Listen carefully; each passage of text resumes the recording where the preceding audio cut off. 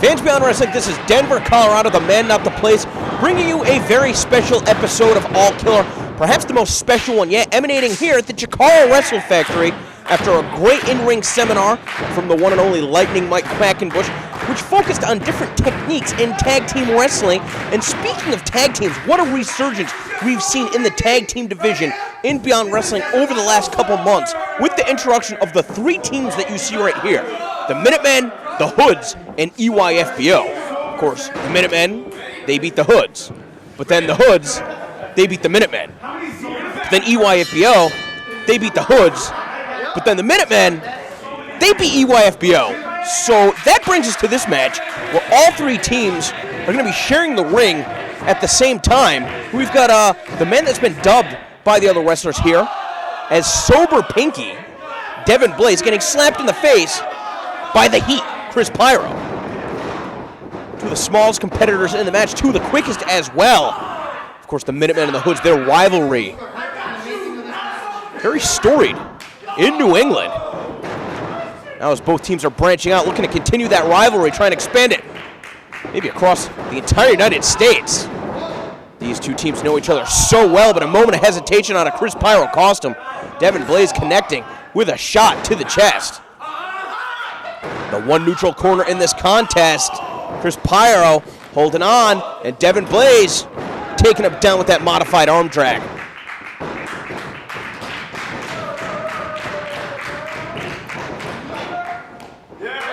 Tagging in Tommy Trainwreck, perhaps the most powerful competitor in this match. And, yeah, we're here at the Chikara Wrestle Factory. Let's do some Lucha Libre rules. Two men in the ring at the same time. When you go out to the floor, that automatically dictates a tag, but who's going to jump in? I don't even know how this official, one of the new officials that we've seen here in Beyond Wrestling, is going to keep track of things. I can't. There's Mike Drastic using leverage to take Tommy Trainwreck down with that snapmare. Mike Drastic and his partner, the Funky Monkey Angel Ortiz, with a very impressive showing at National Pro Wrestling Day against the SAT. That was when Beyond Wrestling, we got our first look at them. Then wrestlers like Pinky Sanchez, Chris Dickinson said, hey, guess what? These guys rule. Maybe you should have them in Beyond Wrestling. That's pretty much how it works. Same way that Brian Fury went to bat for the Minutemen and the Hoodz. Look at the agility out of Mike Drastic, absorbing the blow on the shoulder tackle, popping right back up to his feet, and staying one step ahead of Tommy Trainwreck. Wow! Switching the position 180 degrees, jumping off the top, but Trainwreck showing some agility of his own. Great corkscrew arm drag with no hands. Taking Trainwreck down with that flying head scissors. Unbelievable. And Trainwreck does not want to find himself in his opponent's corner, but that's exactly where he was. And here we see Angel Ortiz, an unbelievable combination, and putting himself in position for Drastic to complete the sequence with a moonsault. You see both Chris Pyro and Devin Blaze, the quickest members of their team, trying to get in there to break up that pin. He's going to near fall just a couple minutes into this match.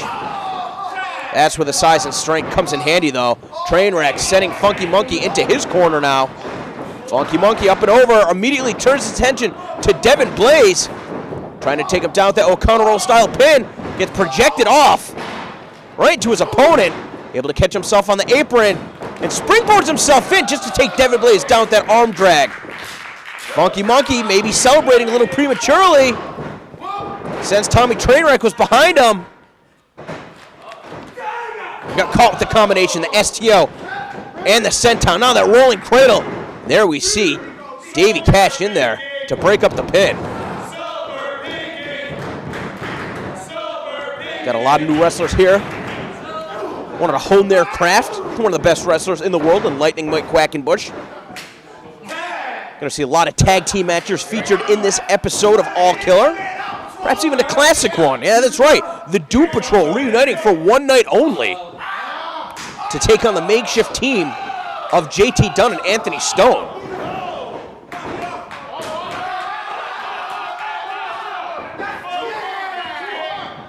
Tommy Trainwreck unloading with a series of chops in the corner. As Devin Blaze tags himself in, snap suplex. followed by that flipping senton. Oh, it's springboarding off that bottom rope, coming in with that leg drop. Put him in a position. 1. Only good for 1 count. I think Chris Pyro wants to get back in the ring. Maybe Davey Cash wants his first taste of the action here. Caught him with that shot right to the side of the face and comes flying in with that forearm. Puts him in a position with the leg hooked. Can't put him away. You're gonna love how explosive, how innovative these tag teams are coming on the scene. Funky Monkey with a series of elbows, the jawbreaker, and the European uppercut. Proving to be very resourceful with his strikes. But instead of tagging out, grabbing his opponent by the back of the head and bringing him over to his corner, tagging in the fresh Mike Drastic. Drastic and Ortiz trying to coordinate some offense. A series of kicks and the enziguri. What do we have right here? Oh, double face buster. Devin Blaze bouncing off the mat like a pinball. And now Drastic, his sights set on Devin Blaze. No, instead holding the ropes open. Oh! The Funky Monkey with his sights set on Devin Blaze did not see the Hoodz. Got caught right in the face of the kick from Davey Cash. We saw Chris Pyro kick the legs out from underneath Mike Drastic, just out of reach of Tommy Trainwreck to tag himself in. And look at this combination out of the Hoodz. Using their speed and their agility and their combinations, string it together, a hell of a set of offense. The snapmare, the kick right between the shoulder blades. And before Drastic can find any separation, Davey Cash smart to stay right on top of him. Catch him with a chop, just putting the boots to him in the corner. Chris Pyro going to the eyes, risking disqualification by doing so. That's raising the ire of the Funky Monkey, Angel Ortiz, but he's going to calm down because he's doing his partner no favors as this match continues. Chris Pyro with a clubbing blow right across the shoulder blades.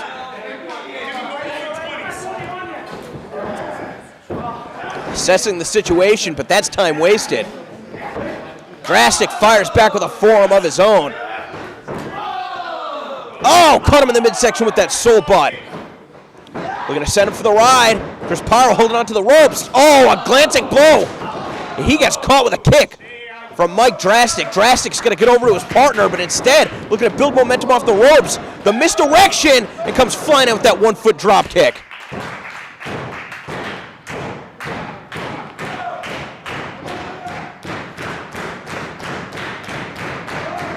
The wrestlers in the ring trying to feed off the energy of the other wrestlers around ringside. More tag teams that we're going to see in action later on tonight include The Front, as well as the team of Matt Cage and Alex Castle, the Kentucky Buffet. But getting back to the action in the ring right now. Oh, while the referee was distracted, we saw the low blow from Davey Cash and the drop kick right to the face from Chris Pyro. Funky Monkey rolling to the outside. I don't think that the Hoodz saw that. And here comes Devin Blaze, that flipping clothesline. I've never seen anything like that before. 360 degrees, both of his arms outstretched, wiping out Davey Cash and Chris Pyro. Can innovative, explosive offense. Now comes charging in. Oh, taking a page out of AR Fox's playbook with that inverted senton with his opponent in the corner. Oh, but taking too much time. Ah! The flipping DDT. Chris Pyro's looking to pin his opponent. Tommy Trainwreck comes from behind. Throwing him out of position. Oh, my God. Turn him inside out with that clothesline. Tommy Trainwreck looking to see where his next potential opponent may be. But it was Drastic flying all the way across the ring. Just shrugging it off. Comes running up with that chop. But Drastic still hot on his tail. Oh, taking too much time to go up and over. Oh, for Christ's sake! The Death Valley driver, the legs get caught on the top rope right in the corner. And Drastic turned inside out with that German suplex. Follows it up with a super kick. He's knocked out. Davey Cash comes charging in. Oh my God, what a backbreaker. And pulling him back into position for that face buster. These guys are out of control. These guys are maniacs. And what effort put forth by all three of these teams. Struggling to get in a position. You got to think that Angel Ortiz is going to be looking for the pin on Davey Cash right here. The leg is hooked. What is going on? Oh, we've got 3 different pins. And the officials counted it on all of them? Well, I know we've got a new official here, but this has to be a bit of an unprecedented call. We saw Chris Pyro pinning Tommy Trainwreck. We saw the Funky Monkey Angel Ortiz pinning Davey Cash. We saw Devin Blaze pinning Mike Drastic. I mean,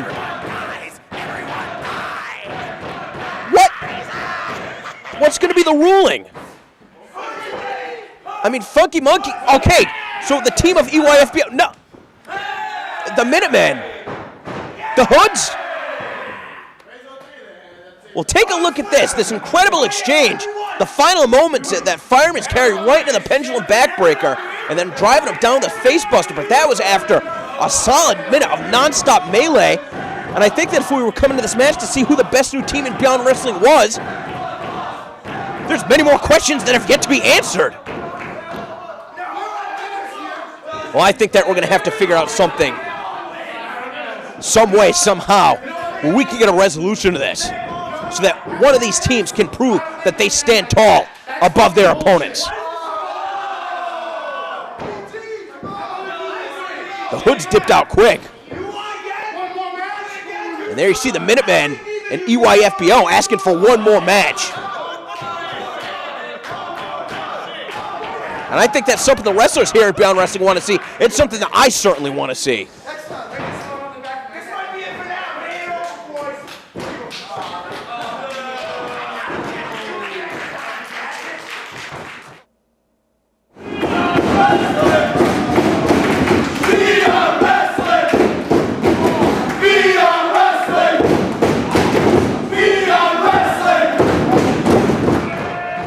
Want to talk tag teams? How about a first time ever meeting between one of the best tag teams in all of the Midwest, Alex Castle and Matt Cage, known as the Kentucky Buffet, going up against the newly formed tag team of Nicholas Kaye and Eric Corvis, 2 regulars on the Beyond Wrestling roster, stalwarts, if you will, guys that have been competing for Beyond Wrestling almost since the very inception of Beyond Wrestling.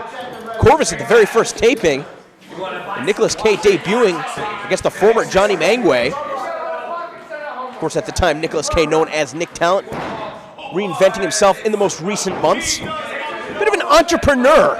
He's got his hand in a lot of different projects, one of them being The Front. Probably most well-known for their tag team action, or at least their alliance, in Combat Zone Wrestling, under the guidance of one Sozio.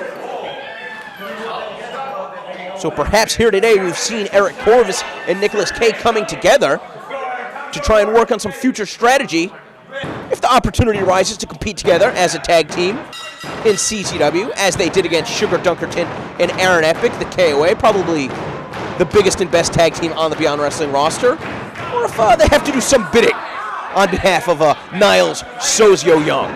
Well, right here we've got Eric Corvis tying up with Alex Castle for the first time ever. I'm not sure if the Kentucky Buffet has done a good job scouting Eric Corvis, if they even know they were going to be matching up with him coming into this match, coming into the seminar today, the clinic here at the Chicago Wrestle Factory. But even if they did, that may not work to their advantage. Eric Corvis is a competitor that's very, very difficult to scout.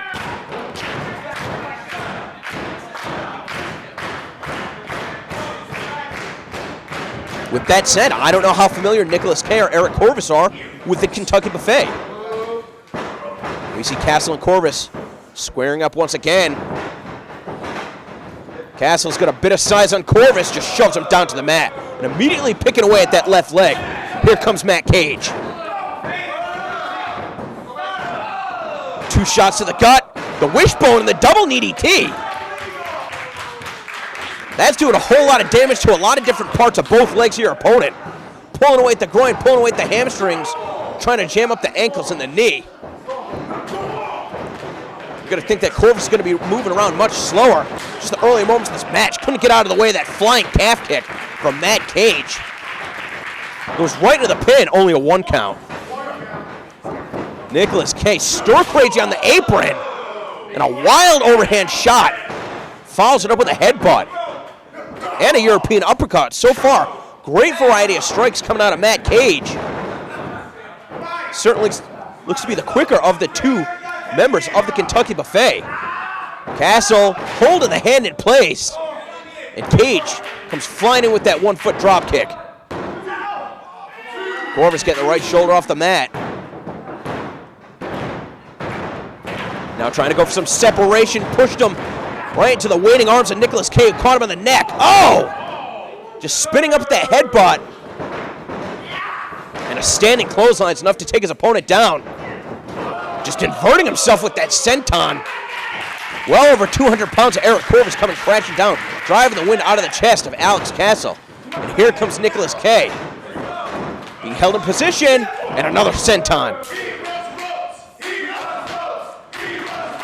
Of course, ever since Nicholas Kaye has reinvented himself, much more aggressive side than we saw out of him when he was one of the lackeys in the Academy of Anatomy, teaming with Mark Angel. And I think this alliance here with Eric Corvis, certainly a better fit for Nicholas Kaye. Oh!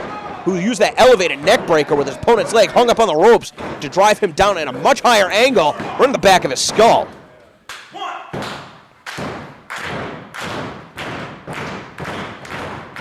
Of course, one thing to be said about Nicholas Kaye, he certainly lets the other wrestlers here at Beyond Wrestling get under his skin. Turning around, turning his attention to the competitor that was not the legal man in this contest to spit in his face.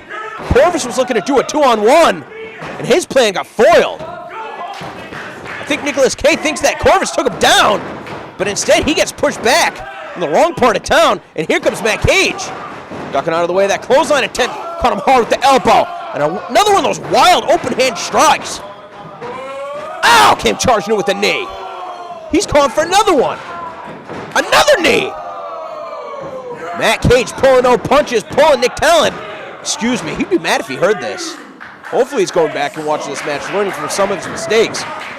But the newly reinvented Nick Talon, let's call him Nicholas Kaye, that's what he wants to be referred to. Nicholas Kaye on the receiving end of quite the beatdown from Matt Cage, but responds with a headbutt of his own. A number of chops, but again, these open hand strikes, what technique out of Matt Cage. The blind tag, I'm not sure that Matt Cage saw that Eric Corvis got tagged in. Looking for a backslide. He's got Kaye pinned to the mat, but he left himself prone for that released German suplex out of the legal competitor in the front from Eric Corvis. Disrespectful. Corvis clearing his nose on his opponent's back. Putting him in the corner with a forearm and a chop. Corvis showing that he can go strike for strike with Matt Cage. And just kicking that rope right to his face. Now just trying to choke the air. Trying to remove the air from his lungs, making sure that more can't get there. Simple fact, if you can't breathe, it's not going to be very easy to wrestle. Oh, Corvis with that forearm. Catching him with the inside of his arm. And just positioning his opponent's hand just to stomp on it. Corvis making sure that Matt Cage can't get over to Alex Castle. With that half Nelson, driving Matt Cage face first down to the canvas. One of the techniques that Mike Quackenbush had taught earlier in the seminar, but I don't think that it was employed the way that it was designed to be. And Nicholas Kaye, so smug, so proud of his handiwork. Pal, you ain't got nobody beat today. That's not to take anything away from Nicholas Kaye. The last time we saw him in action here at Beyond Wrestling, picking up one of the biggest singles victories of his entire career at the expense of Aaron Epic. A series of kicks on a Nicholas Kaye. Connecting with the bottom of both feet to the side of the head of Matt Cage. Doesn't want to go for the pin, instead wants to inflict more punishment. Really charging in with that Irish whip. Cage telegraphing it. Gets taken down with that snapmare driver. Now Nicholas Kaye rolling him into position. The leg is hooked. And Matt Cage able to kick out. Kaye shooting daggers at the official. I thought that was a fair count out of the official. And there we see Corvis calling the shots, putting his boot up in the corner.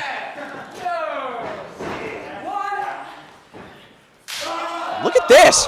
Chopping away at the arms and the chest now. And the stomach. And a shot to the head. One thing about Corvis is that you never know how he's going to attack you. He could strike you, he can out-wrestle you, or he could introduce this mechanical, steam-powered, steampunk glove. Corvis trying to explain to the official that this is regulation gear. Thank God, even though this official's new, he's not buying it. They're taking it out to the ring. Corvis got caught in the throat. Sent off the ropes. Once again, a Benoit-like rush, trying to knock his opponent down. Again with the chop, and again. Follows it with a third one. Oh, Cage, just a little too much hubris. Oh, the leg swept out from underneath him. And here comes Corvis to do more damage on the floor. Now the neck breaker, the hardest part of the ring, followed up with a senton from Nicholas Kaye. And that's one thing that Corvis has bestowed that knowledge onto Nicholas Kaye, how to use his environment to his advantage at all times. And Kaye still trying to choke the life out of his opponent. He's not the legal man. Alex Castle has got to be careful not to unintentionally cause a distraction. Corvis now targeting the eyes, bringing his opponent back up to his corner. Slamming him face first into that top turnbuckle. And here comes Nicholas Kaye. Holding him prone. Kaye comes charging in with that headbutt. So far, the tag team of Nicholas Kaye and Eric Corvis have not targeted one specific body part. They're just trying to dismantle Matt Cage. And want to send an emphatic statement by doing so, trying to humiliate him. More headbutts. Nicholas Kaye ducking out of the way of that strike. But I think he fell for it. As Matt Cage ducking down and taking Nicholas Kaye down with that spinning neck breaker. Corvis trying to leap all the way across the ring. Meant nothing but canvas.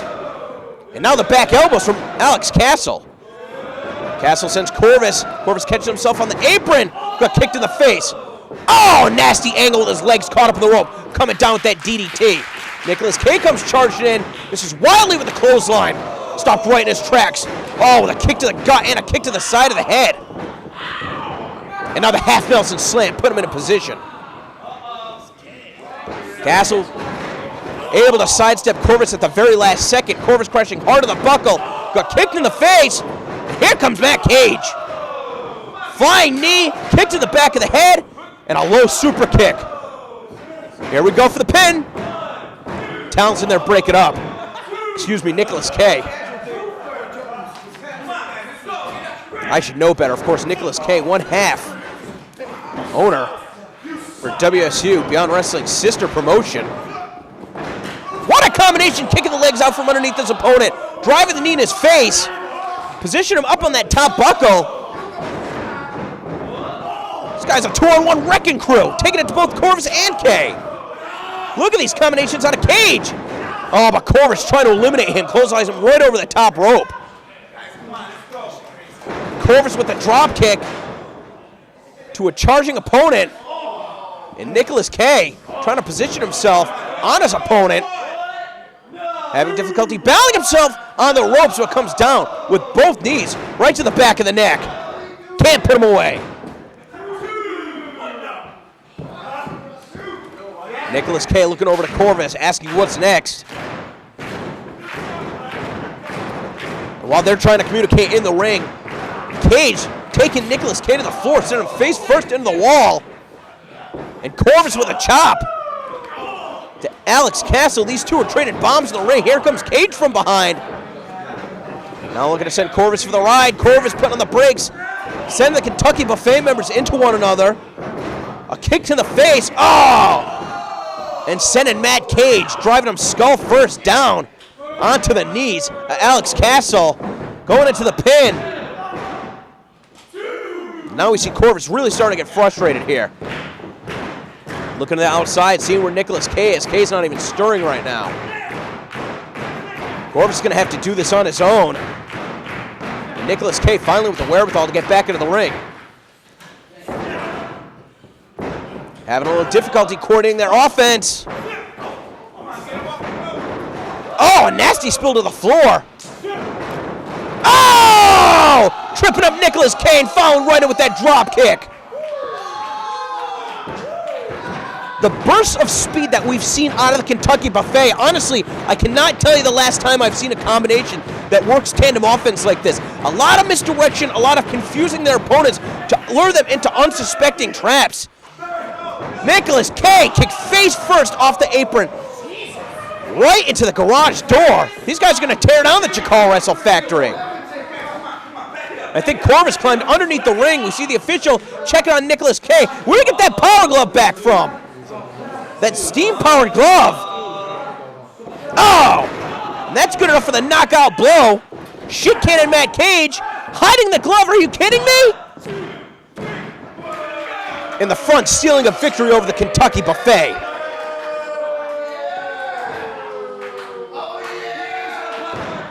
Tough loss for the Kentucky Buffet.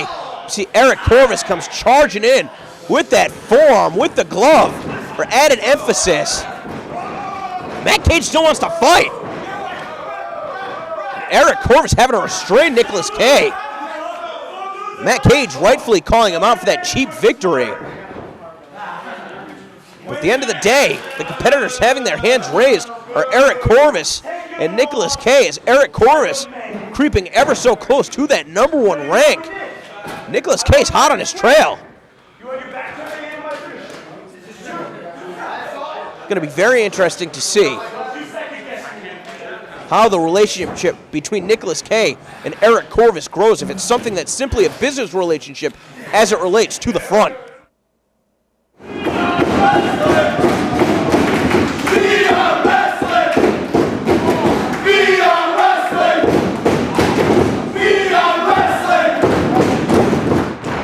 Now, of course, the focus of today's all-killer taping, the clinic here at the Jaka Wrestle Factory, were tag team wrestling techniques, as taught by Lightning Mike Quackenbush, who has had a number of tag team partners in his near 20-year career. But 6 months to the day that he broke his neck in a Beyond Wrestling ring, Charade has returned to take on a competitor who's moved all the way from France to train with Mr. Hughes down at WWE 4. And if there's any question as to whether or not Charade is back at 100%, well, I guess we'll find out during the duration of this contest as the bell sounds. And we're going to see Charade going one-on-one with Jean-Pierre. Of course, Jean-Pierre, not the first Frenchman to compete in Beyond Wrestling. Some of you Beyond Wrestling historians, let me take you back to the Keep the Streak Alive taping, where a competitor by the name of John Bardon came all the way from France to train with Beyond Wrestling for a couple months, where he competed against Jonah Block and Johnny Cockstrong. After his time in the States was done, he then went on to train in Japan with Big Japan Pro Wrestling. So again, not the first time that we've seen an international competitor, not the first time we've seen a Frenchman here at Beyond Wrestling, but this is our first look at Jean-Pierre Royere. I probably didn't pronounce that right. And he's going to be using his size and strength to bring Charade down on that neck. And look at the way, just bending it. And we're going to see the neck strength of Charade to be able to bridge out of that, get back to his vertical base. And now we're going to see some of the technique out of Charade, show that he can get it done on the mat as well. But you've got to think that Charade's going to have to be extremely protective of that neck. And I'm not sure if Jean-Pierre is going to be the type of competitor that's going to be looking to exploit it. Of course, that crucifix pin, very difficult for Charade to kick out of. Again, because you have to assume, even if he's been medically cleared to compete in this match, there's no way he's wrestling at 100%. I'm sorry. After that horrific injury suffered 6 months ago to the day, make his return to Beyond Wrestling. We see Jean-Pierre immediately going to the eyes. Although Charade, able to avoid contact on the trip, rolls right back into position and taking his opponent down with that flying head scissors. Great height on that standing drop kick. And one of the most fearless competitors I've ever seen in professional wrestling is on fire right here. Able to avoid contact, spilling out to the floor, caught himself! But there we see his opponent immediately exploiting the pre-existing injury, targeting him with a neck breaker on the ropes, and now just driving him skull first into any surface he can bring his opponent to, including that big beam that holds up the Wrestle Factory. That's right, the entire Wrestle Factory. If it wasn't for that one beam, wrestling wouldn't happen.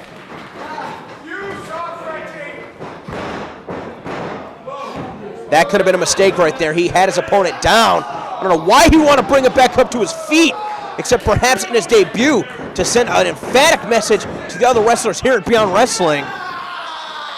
Pretty clear he's not concerned about the long-term well-being of his opponent.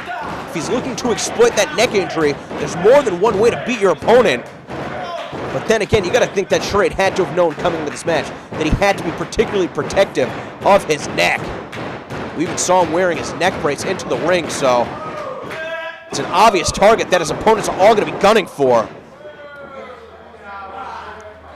Jean-Pierre connecting with a clubbing blow in the back of the neck, slapped him in the face. Now trying to send him from pillar to post, a hard Irish whip. Charade having to hold on to the ropes in order to keep himself up. Maybe it would have been better if he fell down. He got caught with that flying elbow.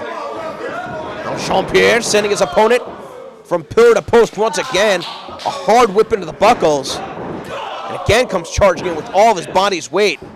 Right at the point of the elbow. Yelling something to Charade that I cannot decipher. Pardon my French. Oh! And Charade, I thought, was going to be able to put on the brakes to prevent his opponent from coming crashing in with his elbow. Instead, he got met with a slap to the face. Very cocky, very arrogant. You can't underestimate a competitor like Charade, who was going for the ace crusher off the Tajiri-style springboard. His opponent sidestepped him and caught him with a neck breaker. Charade's in trouble right here. Hardly in a position where he can defend himself as his opponent continues to exploit that injury. Charade trying to roll to the ropes, but if anything, he might have just put himself in a more unfavorable position. He may be forced to tap out right here. Look at how deep this camel clutch is. Charade's saying no. I think Jean-Pierre, on instinct alone, trying to drive the knees into the back of Charade, but Charade collapsed before he even had the opportunity to do that. He thinks he's got his opponent beat. But Charade just brushing aside the foot. He's going to keep trying to fight back as long as he's got life in him. Finally, trying to create an opening for himself. Couple of forearms. He's got Jean-Pierre staggered.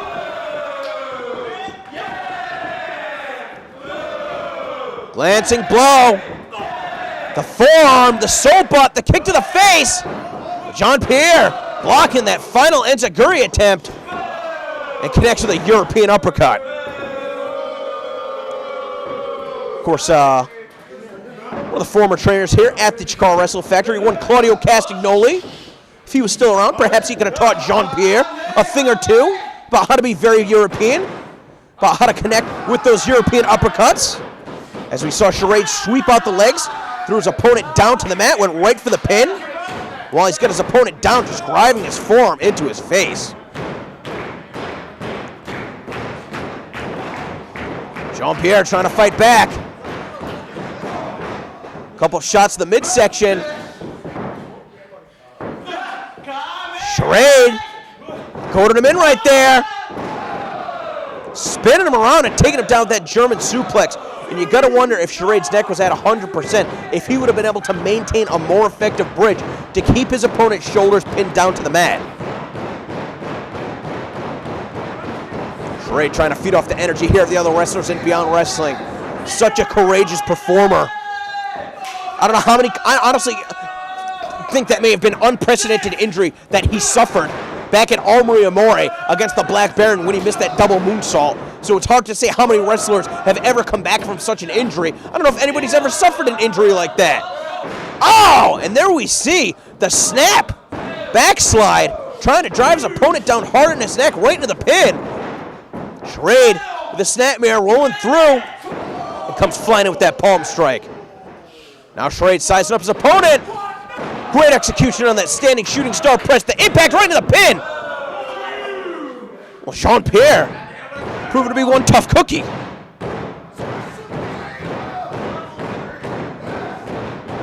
Of course, traveling all the way up from Atlanta, Georgia. You don't make a trek like that to go home with a loss, especially not in your Beyond Wrestling debut. That snapmare, but hold on to the leg. But Jean-Pierre rolling through, able to stay one step ahead of Charade and continuing to target the neck. Not only with the neck breaker, but that high angle DDT. The official count the pin. And if Jean-Pierre had better coverage on that lateral press, perhaps this match would have been over. Again going for the pin, can't keep him down. And a third time, Jean-Pierre starting to get frustrated.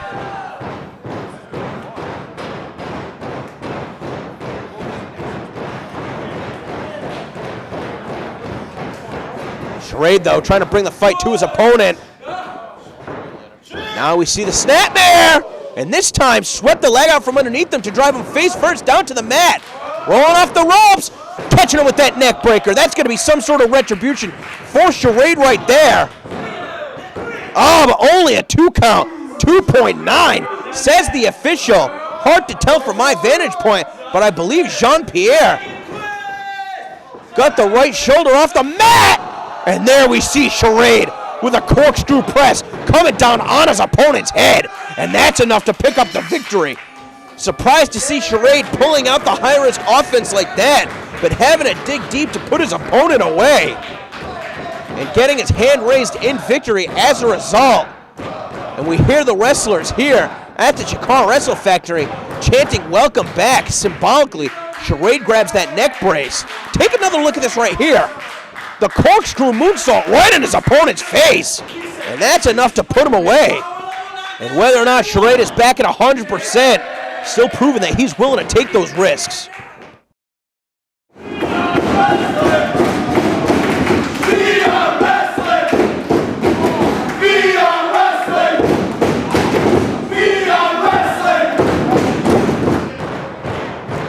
Main event time here at the Jaka Wrestle Factory. I think the first time we did one of these clinics here with Mike Quackenbush at the Jaka Wrestle Factory, we saw, I believe, Anthony Stone, who was teaming with AJ Evers, who was under the guidance of the Academy of Anatomy, and Nick Talent and Mark Angel at the time, who neither of them could be arsed to show up because they felt that there was nothing that they could learn from Mike Quackenbush. They were probably wrong.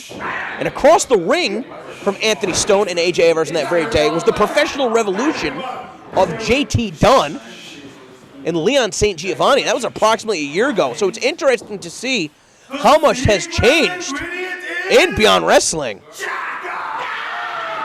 And as much as some things change, just as much they stay the same as we see a reunited for one night only, the Doom Patrol, the former Johnny Mangway, now known as Jaka, teaming with his partner for so many years, and Chris Dickinson. And these guys used to wreak havoc on Beyond Wrestling, torturing all of the competitors. Chris Dickinson wanted to turn Beyond Wrestling into his own personal hellhole, and did so with the assistance of Jaka and the Pit Boss. Be interested to see how well Jaka and Chris Dickinson can work as a unit. I believe this may be the first time ever that Anthony Stone and JT Dunn have worked together as a tag team. But again, both of these teams are going to be looking to employ some of the strategies taught to them today by Mike Quackenbush, as the main lesson was tag team wrestling. There we see JT Dunn going for that backslide, but Jaka proving to be too powerful. JT Dunn caught him with the inside of that forearm. Got caught with the knee of Dickinson by the ropes and popped over the head with that belly-to-belly suplex. Jaka and Chris Dickinson are not finesse wrestlers. They are power wrestlers through and through. You gotta remember, these guys grew up practicing martial arts together in Shaolin, Staten Island. And I'm sure that after their training was complete, they'd probably go back to Dickinson's joint and watch some Road Warriors DVDs. Of course, since Chris Dickinson has made his return to Beyond Wrestling, he was targeting TJ Marconi. Marconi not making it out to the Wrestle Factory today. So as a result, we see Chris Dickinson, though, in familiar ways, but I do believe this is, I was going to say actually that this is the first tag team match that he's competed in since coming back to Beyond Wrestling, but that's 100% wrong. We saw him team up with Eric Corvis against TJ Marconi and Darius Carter at one of the All-Killer tapings, and then again at National Pro Wrestling Day. Of course, Eric Corvis, one of Chris Dickinson's top rivals, especially in the early days of Beyond Wrestling, so he's going to feel at least a little bit more comfortable teaming with the former Johnny Mangway, but the keyword right there may be former Johnny Mangway. We've seen the transformation from Johnny Mangway to Jaka, and who's to say that the strategy that he's been applying lately will be consistent with that of Chris Dickinson. But then again, Chris Dickinson, wrestling him is like wrestling a brick wall, except this is a brick wall that fights back. Jaka, tag. We hear Dickinson saying, Jaka, tag. Perhaps out of instinct alone. When Jaka gets in the zone, the former Smooth Savage, there's nothing smooth about it. We see nothing but that savage side. The way he's able to channel the animalistic energy, really putting hurting on his opponents. Of course, he's taking that vow of silence until he becomes the #1 ranked wrestler in Beyond Wrestling, and tagging alongside Chris Dickinson may lead him to that opportunity today. Of course, JT Dunn has had a number of different tag team partners over the last year in Beyond Wrestling. First it was Leon St. Giovanni, then it was Mark Sherman. Now we see him teaming today with Anthony Stone. And I've got to say, one thing that I've always liked about Anthony Stone is that he's always one of those competitors that wants to bestow his veteran wherewithal on some of the younger competitors. Whereas Anthony Stone has been competing in New England for close to 10 years, JT Dunn only just starting to make a name for himself. And so I'm sure as good as JT Dunn is, as much natural ability as he has, he can certainly learn from being in the ring, from being a partner of a competitor like Anthony Stone. Of course, Anthony Stone wanted to bestow that knowledge on Nick Talent back in the day. He wanted to bestow that knowledge on Mark Angel back in the day. They didn't want anything to do with it, so. JT Dunn in the wrong part of town. He's been brutalized for the past couple minutes. Chris Dickinson and Jaka. And so far, from what I can tell, the Doom Patrol has not lost a step whatsoever, proving why they may be the most dominant tag team in Beyond Wrestling history. Think back to their matches with the Super Smash Brothers, the lifestyles of the rich and famous. And now Chris Dickinson, not only the power, but the agility and the stamina on display as he ran JT Dunn around the ring before completing the Oklahoma Stampede. And now Dickinson grabbing JT Dunn by his ponytail, risking disqualification by doing so. Dickinson just trying to find that opening to come clubbing down across the back. Now his sights set doing more damage on the Juice JT Dunn. He's got him in that waist lock. Perhaps going to be looking for a deadlift German suplex, but JT Dunn able to get his feet underneath him. It's going to make it easier for him to try to find an escape. That's not guaranteed. Trying to rock Dickinson with a couple elbows. Finally caught him on the opposite side. Came springboarding in and take it down with that wheelbarrow-style German suplex. All stacked up. A lazy pin from Chris Dickinson and Anthony Stone coming in to break it up. Give Dickinson credit. I'm surprised that he didn't go right after Anthony Stone right there to try and pull his head off the rest of his body.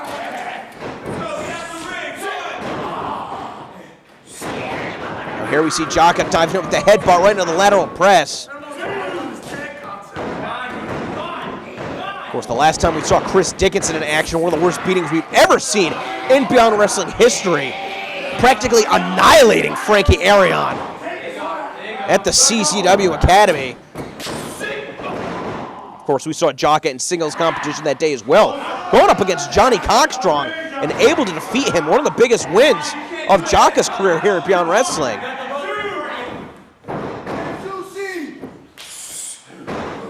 Anthony Stone, who has not seen much action in this match, had competed against a newcomer to Beyond Wrestling and David Starr, as well as a newcomer, Rick King, at that CCW taping. He's willing to take on all comers. I'm sure he would love nothing more than to get in the ring with Chris Dickinson and Jaka. Of course, Chris Dickinson's first official comeback match, the first match that Chris Dickinson ever did on a Beyond Wrestling live event, was against Anthony Stone at the Charade Charity Chowdown, with Anthony Stone coming out on top.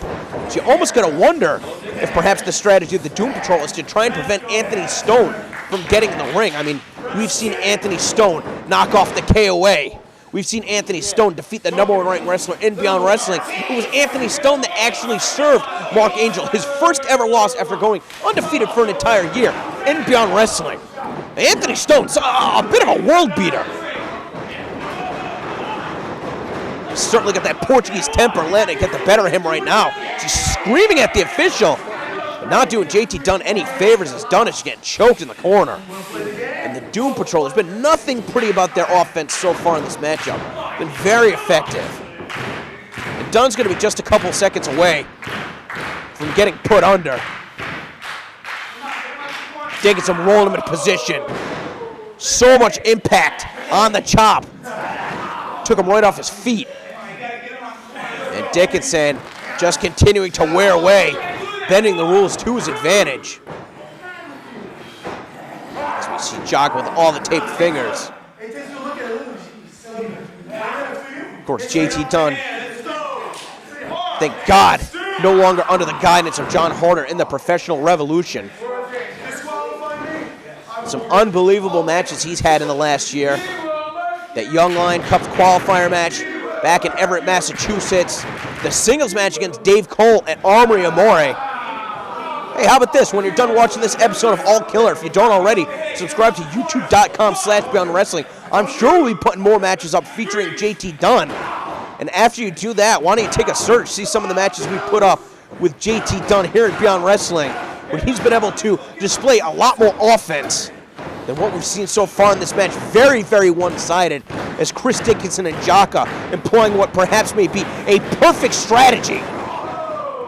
Although if we saw one chink in the armor, Dickinson just one step behind JT Dunn right there, and Dunn having to take it to both of his opponents. On the shoulders of Chris Dickinson. Look at this, Dickinson trying to spin him around in that power bomb.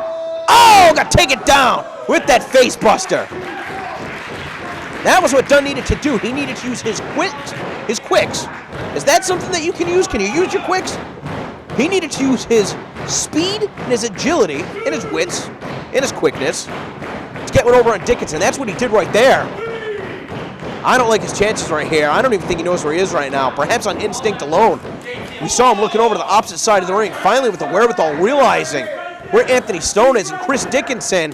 Enough damage was done in that Bulldog that rather than trying to take the fight to Anthony Stone, he wanted to tag out to Jaka. Jaka got caught on the side of the head. Of course, Anthony Stone and Jaka met one-on-one at a Wrestling is Art event just about a month ago. So Anthony Stone has competed in singles action against both of his opponents right here. It's going to be interesting to see, with all four men in the ring, who's going to benefit right there. Anthony Stone using Chris Dickinson as a launching pad to jump off, connect with the double stomp on Jaka. JT Dunn might have knocked Dickinson out with that rolling forearm. 2 shots to the midsection and the double enziguri. I think it was glancing blows onto both of these competitors, though. They really wanted to connect right at the back of the head. I think both of them missed the target. Either way, Chris Dickinson in there to break up the pin. As we see some body blows coming, that's what you got to do. You got to try and keep Dickinson grounded. He's so powerful when he gets up to that vertical base. Taking him down with that double elbow, bringing him back up to his feet. Oh, Dickinson sending both these competitors into each other. And what is he going to do right here? Ah, double backdrop driver, for Christ's sake.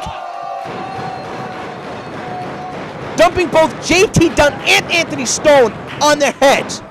It's going to be a deadlift of close to 400 pounds.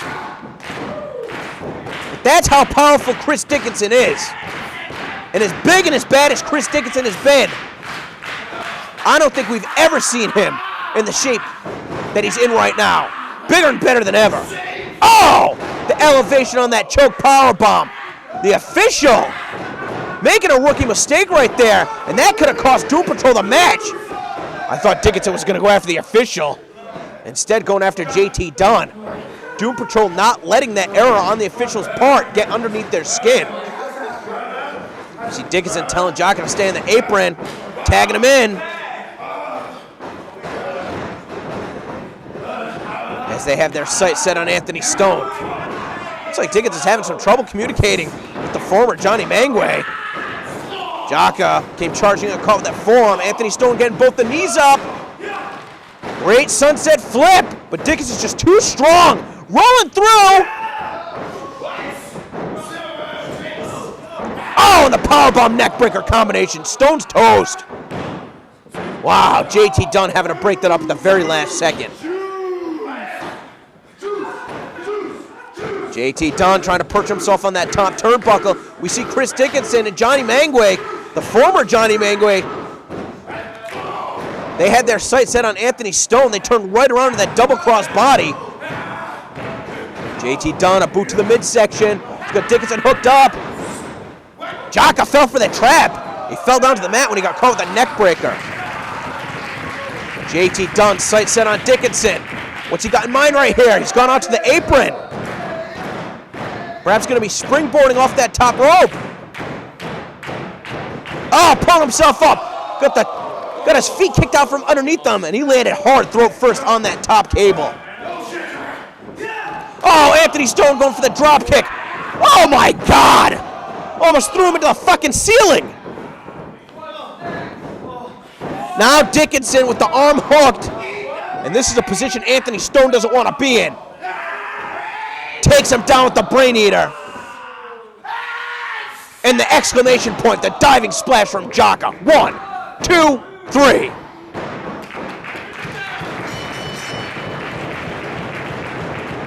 And I'll tell you what, as much as I liked from what I saw of the impromptu combination of Anthony Stone and JT Dunn, what can you say about the reunited Doom Patrol in Jaka and Chris Dickinson? You would have thought that these guys would have been teaming consistently for the last 2 years.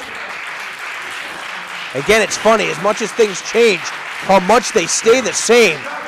And today here at the All Killer taping at the Chikara Wrestle Factory with an emphasis on tag team wrestling, I think that we've proved that the tag team scene here at Beyond Wrestling, perhaps better than ever. If I was the KOA, Aaron Epic and Sugar Dunkerton, I would be watching with a close eye, because I would not be surprised to see those two competitors in the ring with any number of the teams that we've seen here today, whether it be the Minutemen, the EYFBO, the Hoodz, the Front, the Kentucky Buffet, or the Doom Patrol.